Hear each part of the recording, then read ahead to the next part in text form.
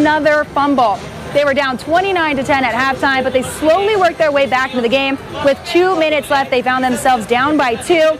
They lined up for the onside kick with kicker Greg Zerling taking it off the grass with no tee. He sent a spinner down the sideline. The Cowboys emerge with it. They drive it down the field to set up this field goal attempt with their time expiring, and it's good. The Cowboys take the win, 40-39. We have gotten some more exciting highlights for you there. What a night of Sunday night football. And this is just the beginning of our analysis. We're going to have sports analyst Jason Page joining us for an interview coming up in just a little bit. We're going to recap some of our local teams, dive a little bit more into what's coming up for our conference games next week, as well as look at a few local sports. All of that coming back up. But for right now, we'll send it back to you in the studio. Coronavirus coverage brought to you by East Valley COVID-19 testing site, serving residents of eastern Coachella Valley. The U.S. is about to surpass 200,000 COVID-19 related deaths. Cases in the U.S. currently top 6.7 million. California, Texas, Florida, and New York report the highest number of cases. Now, back in March, Dr. Deborah Birx said if Americans followed precautions perfectly, she predicted around 100,000 to 200,000 fatalities from the virus. But months later, experts are making another ominous prediction that more than 400,000 deaths could come by January. The state is not accepting new unemployment claims, at least for the next 2 weeks. Massive backlogs and rampant fraud have overwhelmed the system. Governor Newsom's task force reports 600,000 Californians have still not received benefits, and another 1 million people who started getting benefits were cut off for various reasons, and they're still waiting. Anyone who files new claims until October 5th will be directed to a temporary web portal, but claims won't be processed until later. The unemployment rate in Riverside County drops for a third consecutive month in August. The jobless rate in August was 11.2% compared to 13.7% in July. The county saw some gains in most economic sectors. Unemployment is still way above the levels from a year ago when it was just 4.6%. Well, if you need it, rental assistance is within arm's reach. Guidelines on who qualifies has now expanded. The money is coming from the federal CARES Act, but now local organizations are making it easier than ever to get those funds. The County of Riverside did two things that were really, really smart. One is they allocated a huge chunk of resource to make sure that there was going to be enough money for folks across Riverside County. You no longer have to be behind on your rent to apply for resources. And the other really important one is that you can apply regardless of your income level. Families can receive up to $3,500 in rental assistance. And still ahead in our After the Game special report, details on how Riverside County is making it easier for struggling families to get connected to resources with simple pop-up application events. All evacuation orders related to the snow fire are lifted. The fire has burned about 6,000 acres northwest of Palm Springs, and as of this hour, is 38% contained. At one point, flames threatened 450 homes. Officials say the fire was started when a work truck caught fire, then spread to nearby brush. In Los Angeles County, the focus for fire crews is saving homes. Erratic winds are pushing a wildfire closer to neighborhoods. The Bobcat fire has already burned nearly 100,000 acres, and it's doubled in size in just the last 7 days. Fire officials say they only have about 15% of this fire under control. The fire is burning in areas that have not burned in decades, making containment incredibly difficult. We're taking a live look now from our Agua Caliente Casino Cam in Rancho Mirage. It's facing west tonight, although it's dark out there, so we can't really see exactly how clear it was or is right now. NBC Palm Springs Chief Meteorologist Mike Everett will hopefully paint a better picture for us, especially as we head through the rest of the week. Mike? Well, Sarah, the last full weekend of summer was actually much improved over what we saw during the work week. First of all, we saw a lot of blue sky that we didn't see during the week. We saw some of that smoke coming in the lower elevations. That was because of the Bobcat, the snow, and the El Dorado fires. When that northwesterly wind picks up in the afternoon, it has been pushing into the Coachella Valley. So the upper layers of the atmosphere have actually been remarkable. You can see that on the Goes West satellite. We've had onshore flow for the last couple of days. What that means in really simple terms is that in the mid and upper levels, we've got the air that's moving from west to east and clearing off some of that smoke above us. But as I mentioned, you take a look at the Salton Sea, there's the Coachella Valley. Isn't it cool the way that it goes from day to night like that? As it goes in that progression, you see all of the city lights along the coast. Those are not fires. Those are just the lights of the city and the Coachella Valley. But what it's doing is helping to clear things for us. But when that afternoon breeze picks up, it comes right in the mouth of the Banning Pass there. So mid and upper levels looking good. Lower elevations are still a little bit on the hazy side there. So the South Coast Air Quality Management District has upgraded us. You remember going into the weekend, we were unhealthy. Well, now we've been put back into that yellow status, which means moderate. That means if you've got some respiratory issues, you should be taking extra precautions. Also seeing some greens that we haven't seen in a good long time, an indication that things are moving in the right direction. Tracking what's called a trough that will be making its way across Southern California as we go into the first day of fall on Friday. It's not going to do anything miraculous for us, but it will help to regulate temperatures and help to keep that flow onshore, which is really good for fire weather. Take a look outside right now. Currently 98 degrees, winds coming in lightly from the northwest. Humidity 15%, not great, but not as dry as it has been. Next 3 days brought to you by Comfort Air, shows 105 on Monday. First day of fall will be 105 as well. It looks like we're going to stay in a very moderate and temperate range, but still running slightly above average. We're going to take a look at that, and we're going to talk about averages coming up. All right, thank you, Mike. What I have right here is a piece of desert history. It's today's Desert Sun. It's the last Sunday edition of our local newspaper that will be printed here in Palm Springs. In a cost-saving move, Gannett, which owns the Desert Sun, has decided to close the printing facility here. And starting tomorrow, the Desert Sun will be printed in Phoenix, Arizona. The Desert Sun granted NBC Palm Springs exclusive access to the final paper rolled off the press. Our Dan Adams shows us why this happened and what's next. Long before television showed us the news, the president died. The president died. Even well before families gathered around the radio to hear the news. Ladies and gentlemen, we may be approaching a fateful hour. Get your morning paper. Americans got their news on the streets, from the newspaper. And in 1927, in the village of Palm Springs, a local newspaper was born, an offshoot of the Banning Record. Palm Springs was starting to be a really active place, and a lot of people were coming here, and there was a need to know what was going on. In that first edition, the Desert Sun reported on a new hotel about to be built, the El Mirador, and how Palm Springs was about to get a new modern phone service. The Sun quickly became the voice of the desert, and as the valley grew, so did the paper, guided by a string of prominent owners. A lot of powerful men own this paper, and they used the paper as part of their influence in the community. So successful, in 1947, the Desert Sun opened its own new offices downtown and got its first printing press, then moved to the Sun Center. But executive editor Julie Mackinnon says the real pinnacle came in 1989.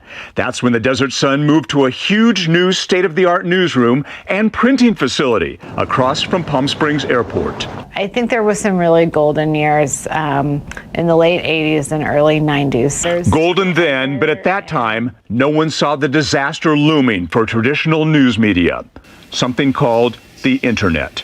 It's incredible how quickly and how thoroughly the internet has transformed, both the business of delivering news, but the business of advertising. In 10 short years, newspaper revenues nationwide plummeted 62%. The Desert Sun, which in 1990 had a circulation of 90,000, now has fewer than 20,000. Its staff of 300 now down to 100. Large sections of the building closed down, but now even that isn't enough. And longtime sports writer Larry Bohannon never thought he would utter these words. Our presses will be shutting down this weekend, and that's kind of a shame, because one of the perks of being in the newspaper business is every once in a while going back and taking a look at the presses and seeing the magic that comes from taking these blank rolls of paper, and in a couple of minutes, boom, there's a brand new newspaper there. But not anymore.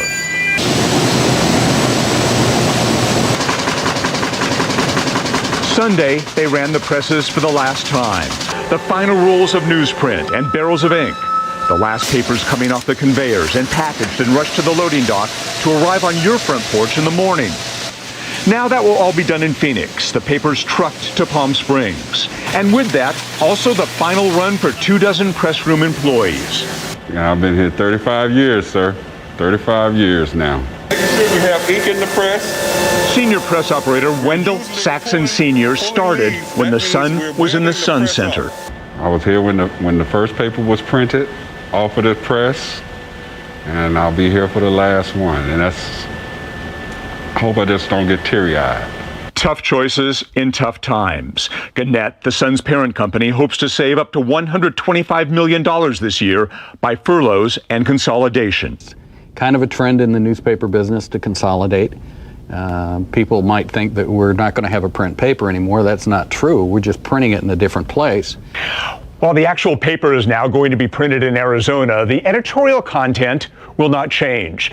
This is the newsroom. It's kind of empty right now because of COVID, but every reporter who works here now will still be here next week.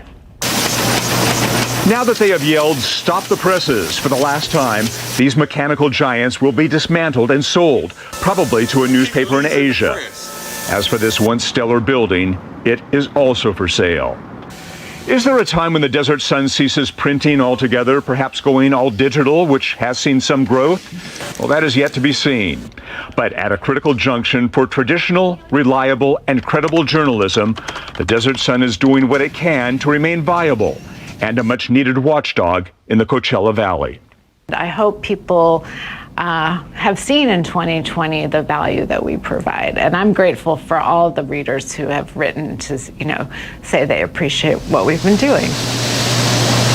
I'm Dan Adams, NBC Palm Springs. A suspect leads police on a wild chase in a stolen Sunline bus. It began in the area of West Drive and Pearson Boulevard around 12:30 Friday. The suspect veered south towards Two Bunch Palms Trail, cutting through a parking lot before jumping on Palm Drive South. The chase ended in a field at Varner and Bob Hope, and the bus was stuck in the sand and dirt. Desert Hot Springs police arrested a 21-year-old man, and thankfully no one else was on the bus. In accordance with tradition, black drapes are installed at the U.S. Supreme Court to honor the late Justice Ruth Bader Ginsburg. Justice Ginsburg died Friday due to complications of metastatic pancreatic cancer.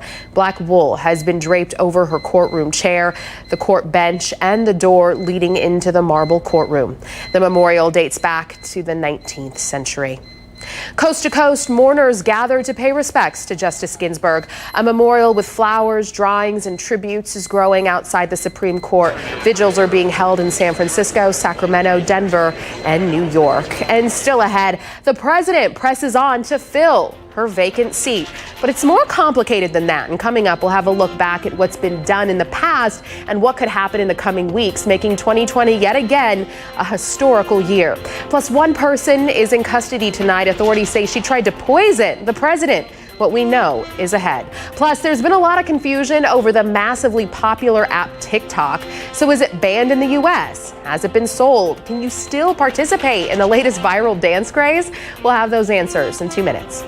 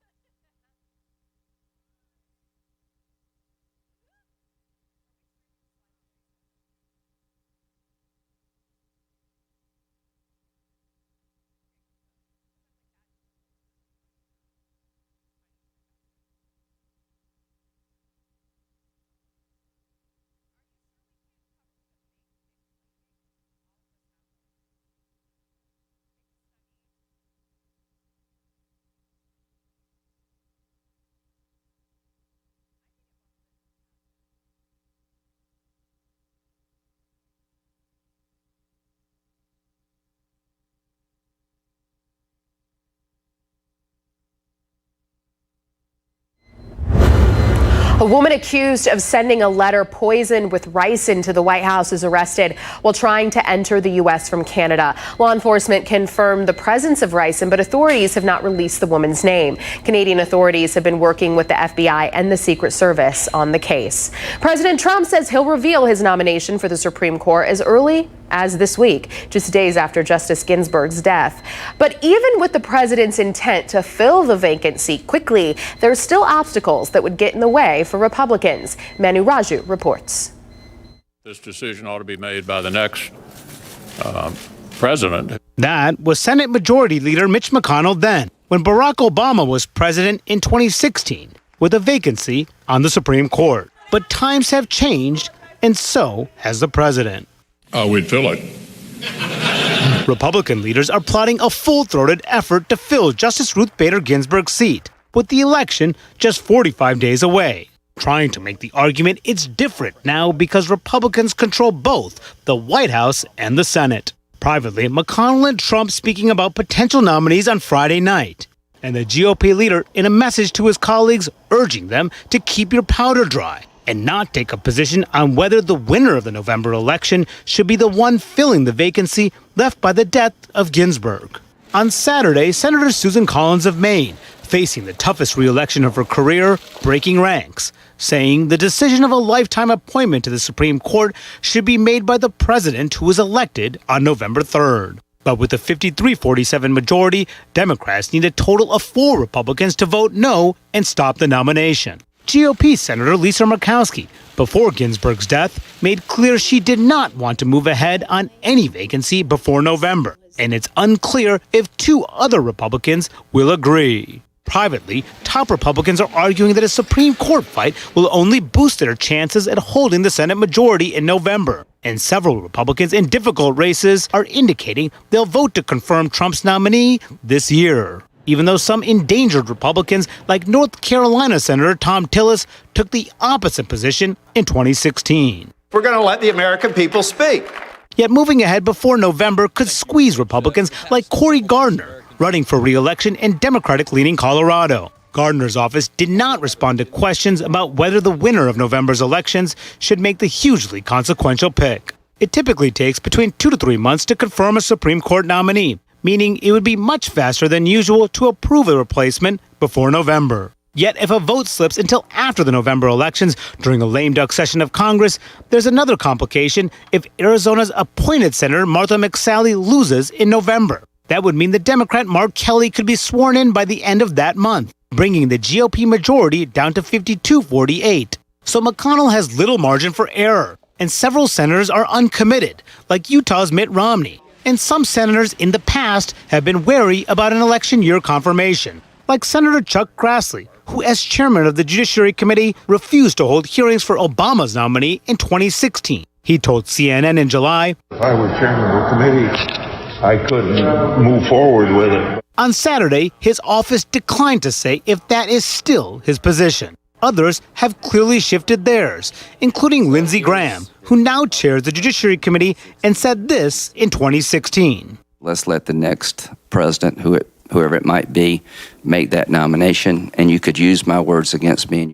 Now, Lindsey Graham explains himself this way. He basically says that things have changed since 2018 in the aftermath of that vicious Supreme Court fight that got Brett Kavanaugh confirmed to the court. He says he views all this differently now. But if the Republicans do move ahead, Senate Democrats have their own plans. They're talking about that right now. They had a conference call on Saturday afternoon in which Chuck Schumer told his caucus that all options are on the table if the Republicans do advance a nomination this fall. And one of those options that Democrats are discussing, potentially expanding the Supreme Court, maybe going from 9 justices to 11 justices, or even more than that. They would need legislation to do that. And to pass such legislation, they would have to change the Senate filibuster rules. And to do that, of course, they need to win the Senate majority first in the fall. So much is on the line this fall, in this fall's election. But Democrats are indicating they're not going to take this fight lying down. Manu Raju, CNN, Capitol Hill.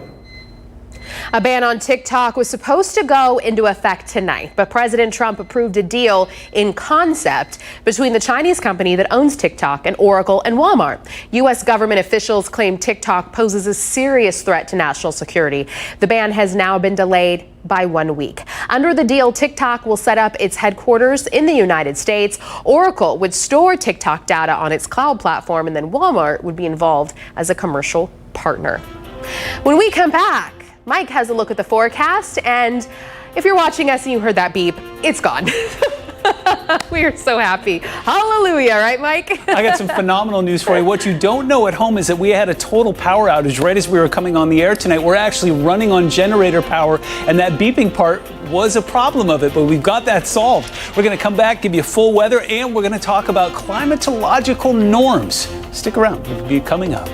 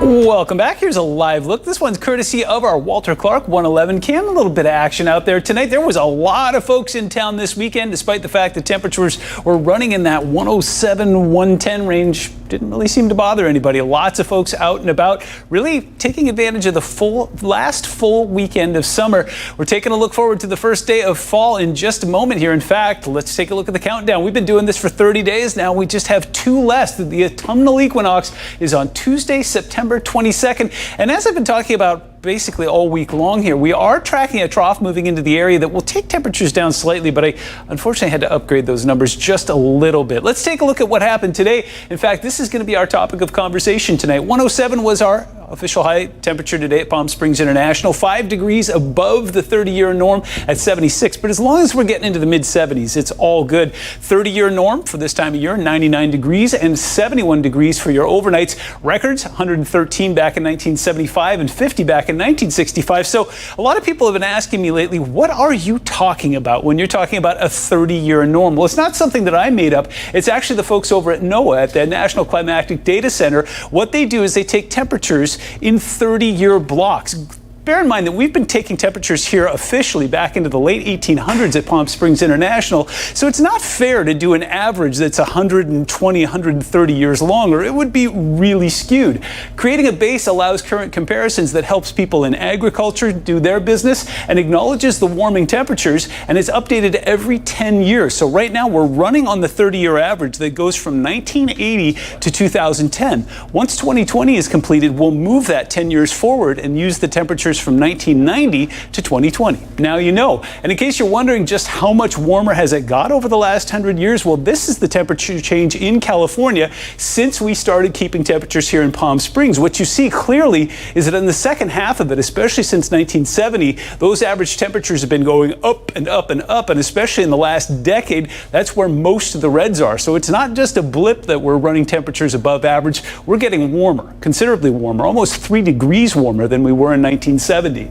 Take a look at the big picture right now. This is the trough that's moving in our direction. On Friday, it looks so much better. It had a nice tail to it. It was going to swing across Southern California and really take temperatures down on Tuesday, but now it looks like it's kind of falling apart a little bit. Still, we'll swing across the region. We'll keep flow onshore. That keeps our humidity up and also will help to keep fire dangers down. Meanwhile, it's still a mess in the Atlantic right now. We've got watches and warnings all the way up the eastern seaboard and in the Gulf, all having to do with the storms. We were talking about this going into the weekend. Wilfred was the last named storm from the conventional alphabet. We have now actually moved into the Greek alphabet. This is Tropical Storm Beta, getting ready to move up into the Gulf Coast and bring wind and rain there. Teddy becomes a Category 2, moves up towards New Brunswick over the next couple days. Temperatures on the last full day of summer will feature some mid-60s up in the Northeast, 85 in Miami, 60s and 70s up and down the West Coast, warm in the Intermountain West, 80 in Billings, 87 in Denver. We will be cooling very efficiently tonight. We get ourselves into the mid-70s, nice, up to about 103 by 4 p.m., 105 in Palm Springs, 106 for virtually everybody else,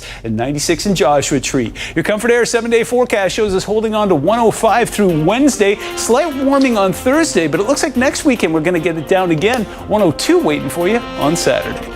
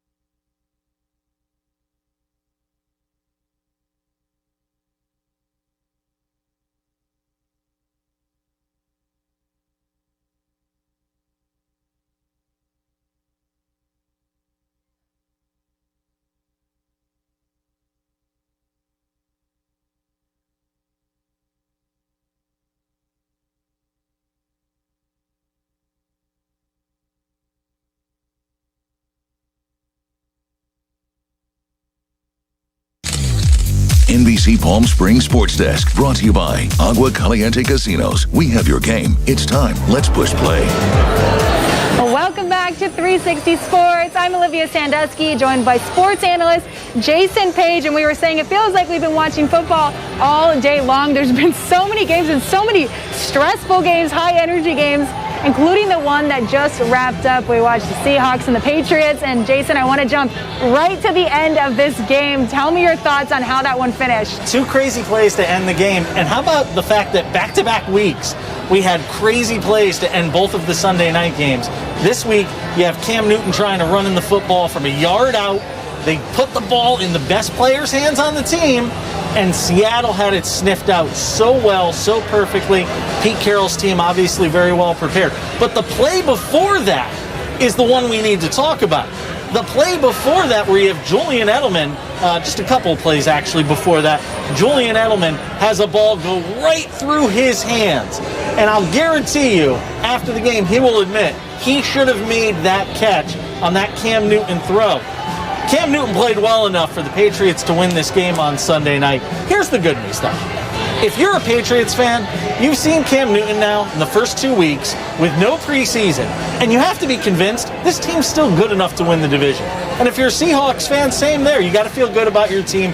Russell Wilson, I don't care how much money he gets paid, he will still be one of the most underappreciated quarterbacks in the NFL.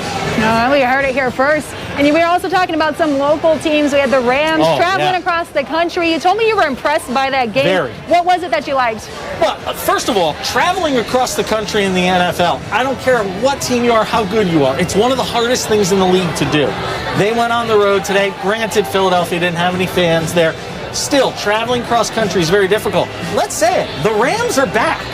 I don't usually overreact to 2 games, but the win last week at home against Dallas, what they did this week on the road in Philadelphia, constantly stuffing the ball down the throats of the Philadelphia Eagles, being able to continue to throw the ball successfully. Jared Goff looks good. Sean McVay's got to be thrilled with the way this team looks through the first couple of weeks. And they're taking on the Bills next week. I know you said it, the Rams are back. What do you think about that matchup? We're going to see another good game? Yeah, absolutely. And look, the Bills and the Patriots are 1 and 1A, and I don't know which one you'd necessarily put at the top. Those are the 2 best teams in the AFC East. Buffalo's a good football team, so I would expect a really high-quality competitive game, but the Rams look really good right now. This is a really good football team. A lot of good games, and I mean, we were just sitting here all day. We've had a lot of fun. Fans back. It's cleared out a little bit right now, but when that last game or play of the Patriots game, everyone was in here going wild. So I think everyone's just excited to see some good football play back. But thanks for the analysis, and also a shout out to happy birthday to Jason Page today. So we're happy to have him here for that. When we come back out here to 360, we're going to talk about all the other sports happening today. There was so much going on in just about every league, so we'll break that down for you as well. We'll do that when we return. Stay with us, though. We'll be back in a couple of minutes.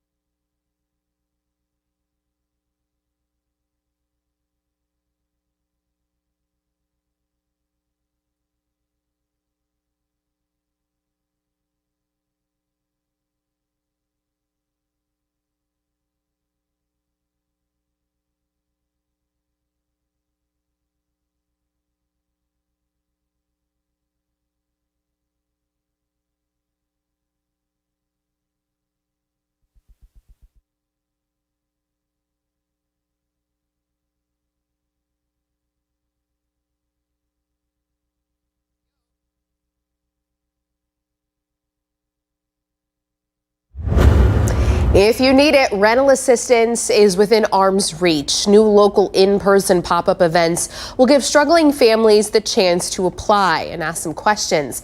And those guidelines on who qualifies has expanded. Our Nico Payne has more.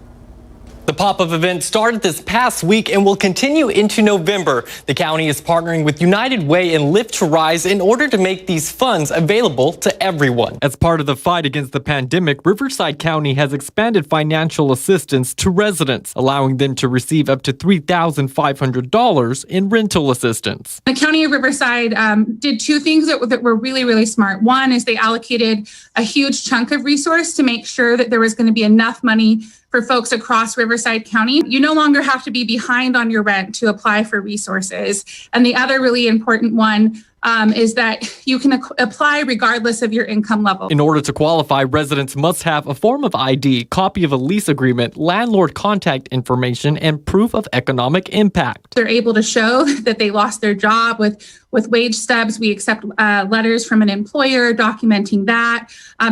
Folks are also able to apply, and economic impact also includes if you've had to incur additional childcare costs to be able to continue to work. Some who have applied for the program say it has been a lifesaver. She thinks that her family probably would be under a bridge, or they would have left back to Mexico.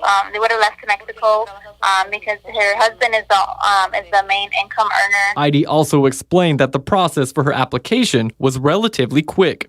She applied around mid-June, and she heard back from the Live to Rise team within a week about how to move forward in her application. A place where we see a little bit of a slowdown is communication back with landlords. So we do have to get some paperwork and confirmation from landlords. And so if people are able to, it's really great to talk to your landlord, let them know that they're applying for this, and to be on the lookout for paperwork and to be as communicative as possible. Something to keep in mind is applicants who are paying rent to family members do not qualify for the program. For more information on pop-ups and where they will be, you can head to our website, NBCPalmSprings.com. We're taking a live look now from our Agua Caliente casino cam out there tonight. Can't really tell exactly how the air quality is in terms of the smoke in our area. NBC Palm Springs Chief Meteorologist Mike Everett has been keeping a close eye on those conditions out there. Mike.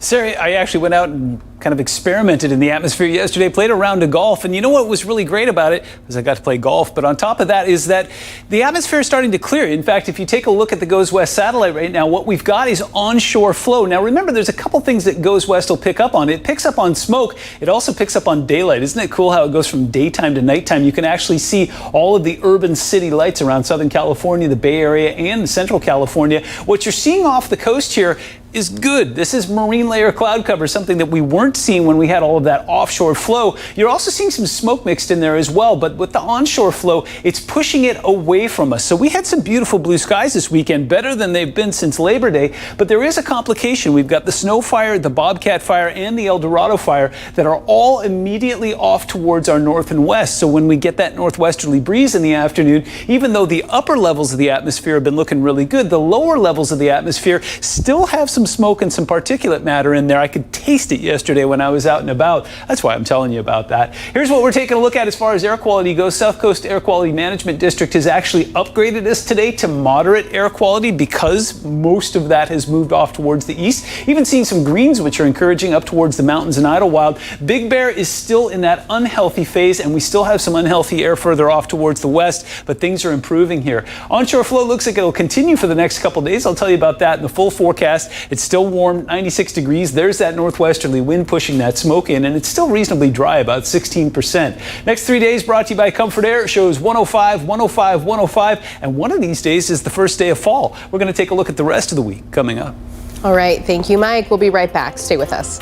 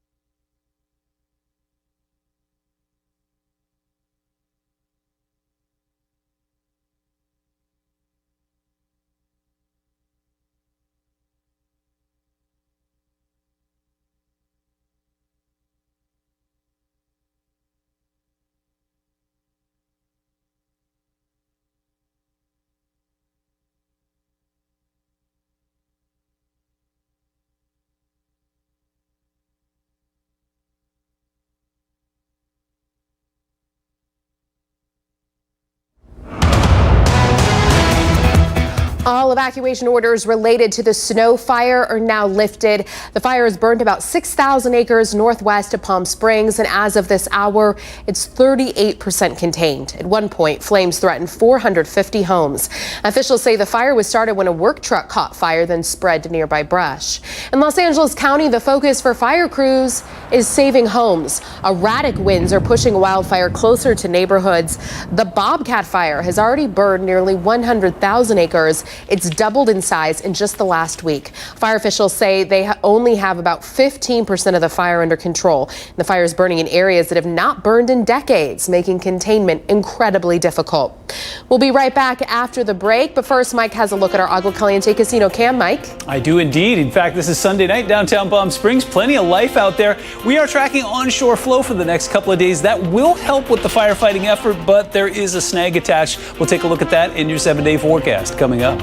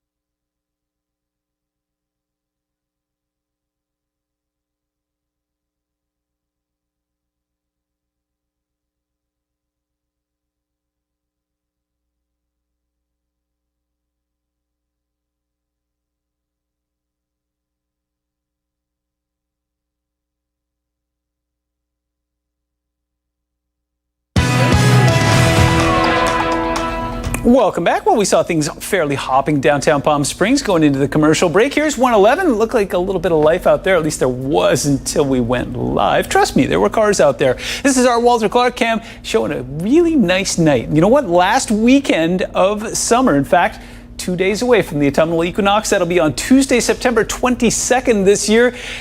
Normally, well, I always say it's not a magic day. We're going to see temperatures that will go down, but not as much as guidance had kind of showed us going into the weekend. I thought we were going to touch down right to the 100-degree mark, but looks like latest forecast model runs have us warming up slightly. We were warm today. 107 was our official high.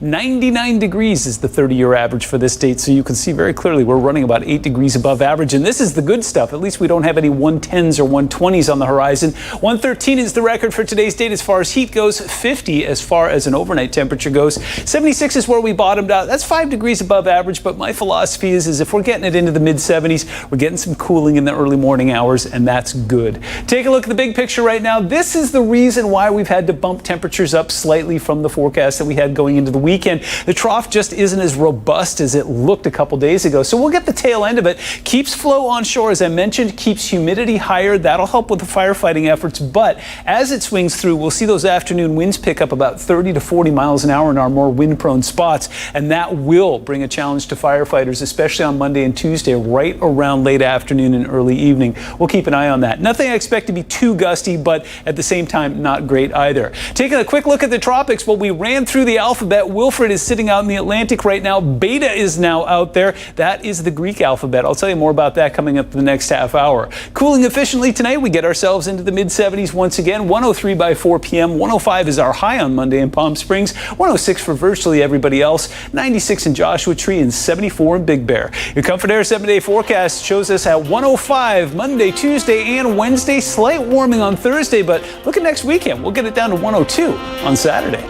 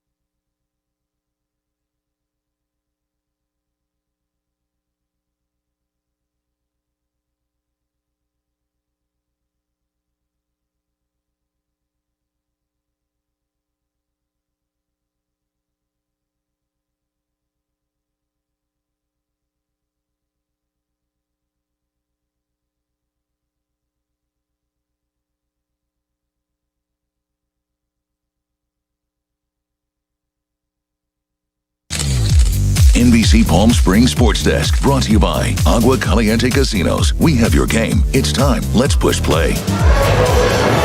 Welcome back to 360 Sports. I'm Olivia Sandusky. We've had a great night so far out here breaking down all things football with a nice crowd a little earlier this evening because there have been so many exciting games. But we can't forget that right now we're also in the middle of the NBA Conference Finals and inching closer to those baseball playoffs. So we have a lot of other sports to cover tonight. Let's go ahead and jump into the PGA. We're over at the U.S. Open, the final round today for the 2020 U.S. Open from Winged Foot, New York.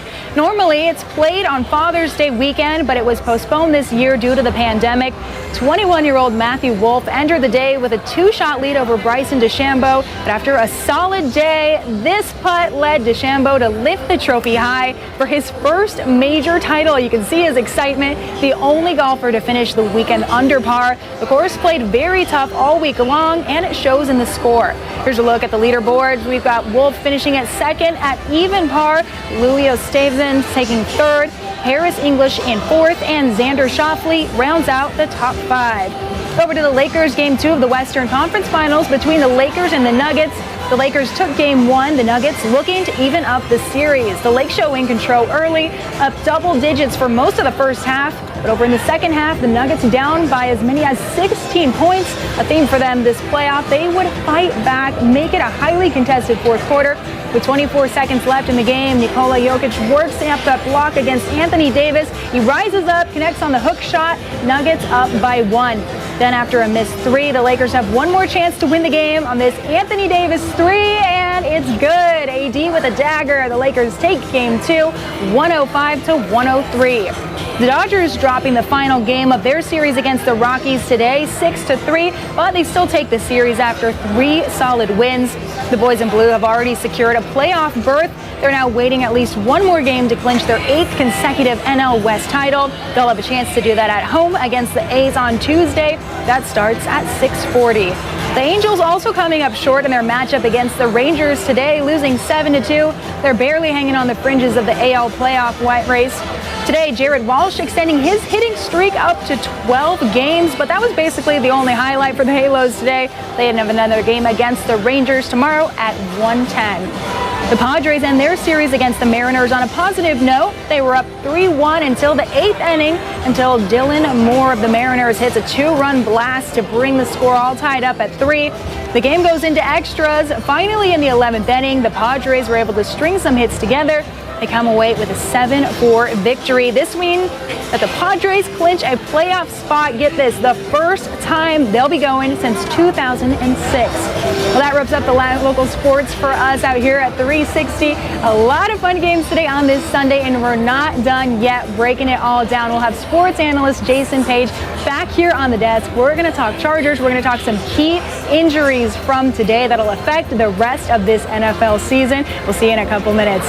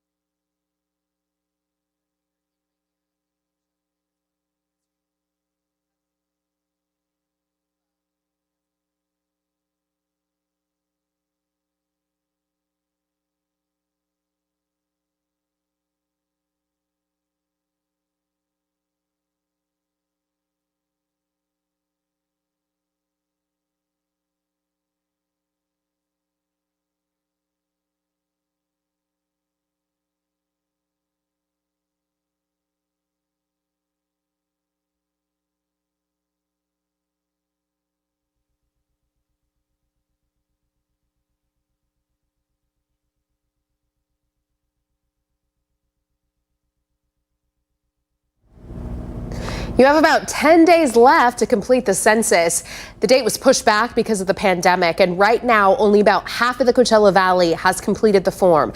Data from the census impacts funding for schools or hospitals and road work. Local city leaders are urging everyone to fill out the questionnaire. And the census only does this every 10 years. And it's really important because a lot of the funding right now depends on the population size. So people might see that Indio gets a much larger share of funding for different issues because they have a larger population. They're over 50,000 people.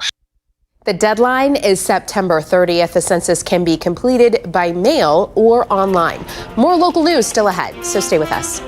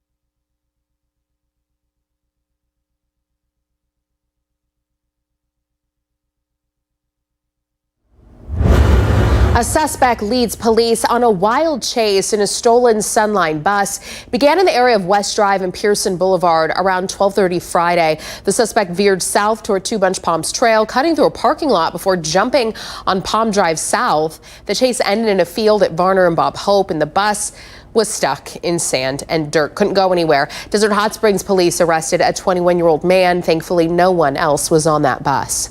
The director of the California DMV makes a stop in the Valley. He discussed the adaptations the department has had to make during the pandemic, including one many of us might hope becomes permanent.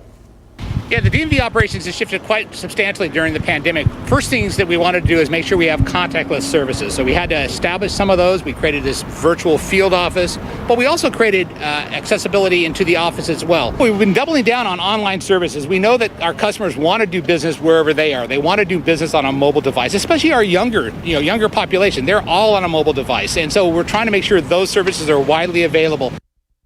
Some of the other changes include mask requirements, temperature checks, and outdoor waiting areas so guests can social distance properly. When we come back, Olivia Sandusky joins us once again with a look at your sports highlights, so stay with us.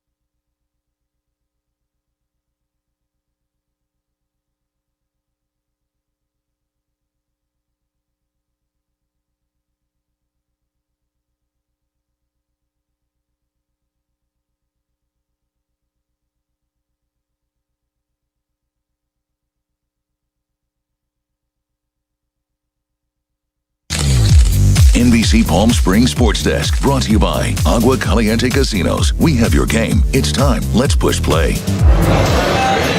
Welcome back to 360 Sports. I'm Olivia Sandusky, joined by sports analyst Jason Page. We've been covering a lot of football tonight, but we wanted to dive a little bit deeper into the Chargers game. Tell me what you thought about that matchup. Got to be happy if you're a Chargers fan. I know a lot of people, we're happy, we lost. No, you've got to be happy. You got a good win in week 1. And now in week 2, you're up against the best football team in the league in Kansas City, and you basically play them to a draw on what amounts to a neutral field because you have no fans in the stands. And you do it with Justin Herbert at quarterback, who didn't even know he was going to start this game. Tyrod Taylor was supposed to start. He gets a chest injury. Herbert goes in, throws for a touchdown, runs for another. Proves that he belongs. Proves that he can play this game at a high level against the elite competition. Throws for over 300 yards. Yes, you lose the game. But if you're a Chargers fan, you have to come away from this game thinking, we're good enough to hang with the best in the league. And you're mentioning Justin Herbert there, that debut. Very impressive. Yes. Do you think he gets the quarterback spot next week? What happens? Well, as of right now, the reporting is if Tyrod Taylor is healthy in week 3 against the Panthers, he gets the start. And I have to ask the question, why? You've just seen, and it's been proven, that Justin Herbert is good enough to start today. He's good enough to be your week 3 starter. You know what Tyrod Taylor is at this stage of his career. He's a journeyman quarterback. Justin Herbert we're just starting to scratch the surface of how good this guy could be. If I'm the Chargers, if I'm Anthony Lynn, he's got to be the Week 3 starter. Now, another game that's got a lot of people talking today and a lot of Cowboys fans stressed in the beginning, happy at the end. We had that wild onside kick. Tell me about that game. Kind of what were your thoughts during that play? How do the Cowboys even win this game? They're the Cowboys. How do they win this game? You get this crazy onside kick late in the game. If you're Atlanta, what were you doing? They're literally watching the ball. Don't they know? They don't have to wait for the ball to go 10 yards. They can go and pick up the football. Instead, they watch it roll 10 yards and then watch the Cowboys hop on top of it. You get a field goal a couple of minutes later. Jerry Jones is celebrating. Everybody's hugging. There's fans in Dallas. They're going crazy. Cowboys win. Atlanta just figures out ways to lose games. Let's just face it at this point. Atlanta, if you're an Atlanta Falcons fan, you're used to losing at this point. Now, I think we can't talk about Week 2 without mentioning some of those major injuries. I know the 49ers very disappointed tonight. Tell me about your takeaway from some of these big losses. The story of Week 2, outside of some of these crazy finishes, was the injuries. The 49ers with Jimmy Garoppolo left the game with an ankle injury in the win against the Jets. You lose really one of your defensive heart and soul pieces with Nick Bosa. It looks like a torn ACL, which means he's done for the season. They lose running back Raheem Mostert. He didn't return for the second half. We're still waiting to see what kind of injury there. The Giants lost their star running back, Saquon Barkley, to what looks like a torn ACL. There were injuries all over the league. Drew Lock, the quarterback for the Broncos, he was lost to a shoulder injury. And the questions are going to start to sort of pile up here. Is this a product of no preseason, a shortened off-season work schedule, or is it just freak injuries? Nobody really knows, but those questions are going to start to add up. Yeah, a lot of factors going into this season. And I know you were mentioning Saints and Raiders. That's the matchup you want to see on Monday, so we're looking forward to that. And hopefully we'll have a lot more to break down next week. Hopefully we'll have Jason Page back out here. Once again, a birthday shout out to you. We appreciate you being out here tonight. I think we've covered pretty much all that we can cover from Week 2. What an exciting week. But thanks for joining us out here at 360 Sports. Of course, we'll have all your coverage on Sundays of football and so much more. We'll be back in a couple of minutes.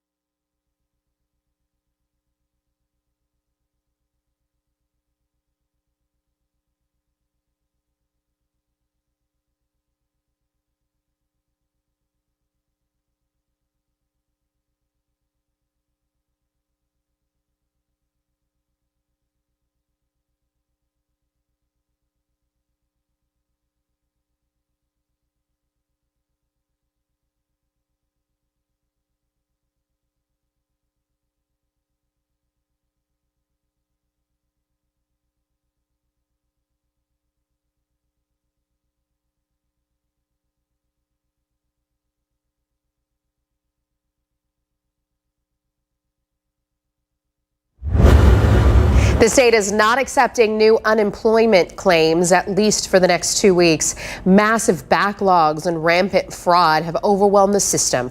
Governor Newsom's task force reports 600,000 Californians have still not received benefits, and another 1 million people who started getting benefits were cut off for various reasons, and they're still waiting. Anyone who files new claims until October 5th will be directed to a temporary temporary web portal, but claims won't be processed until later. The unemployment rate in Riverside County drops for a third consecutive month in August. The jobless rate in August was 11.2% compared to 13.7% in July. The county saw some gains in most economic sectors. Unemployment is still way above levels, though, from a year ago when it was just 4.6%. A new survey shows the coronavirus has left the restaurant industry in limbo. The National Restaurant Association says nearly 100,000 restaurants have closed either permanently or for the long term. That's left nearly 3 million employees out of work. Sales overall are still down. The industry is on track to lose $240 billion by the end of 2020.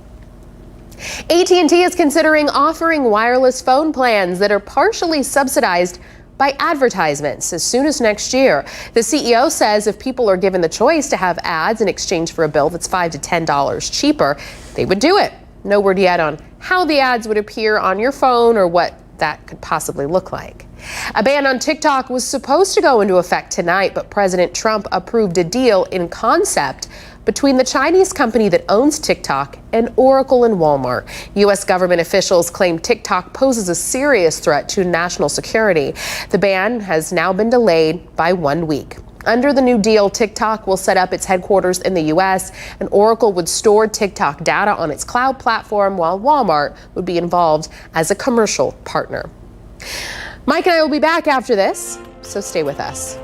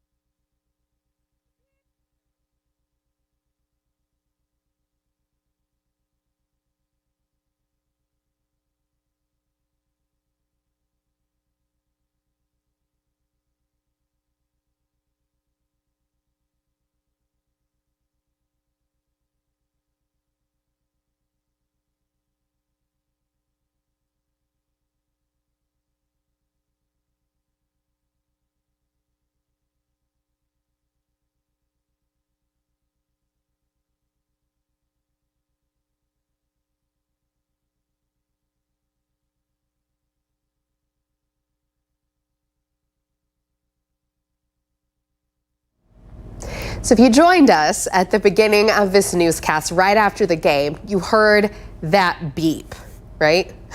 And guess what? We heard that beep too, because it was right there. Mike, do you want to kind of fill in everyone what was going on? Well, so that was censorship. We had a major a major power failure. The entire studio went black literally about 3 minutes before we came on air tonight. So as our generator came back up, the beeping sound that you heard was actually our backup battery. Our just phenomenal engineer, Sergio De La Torre, came in from home tonight, fixed everything for us, got up on the air, and we're running great now. That is a new one for us, though. We've never had that beeping before, and I trust us. It annoyed us just as much as it annoyed you. Have a good night. We'll see you at 11.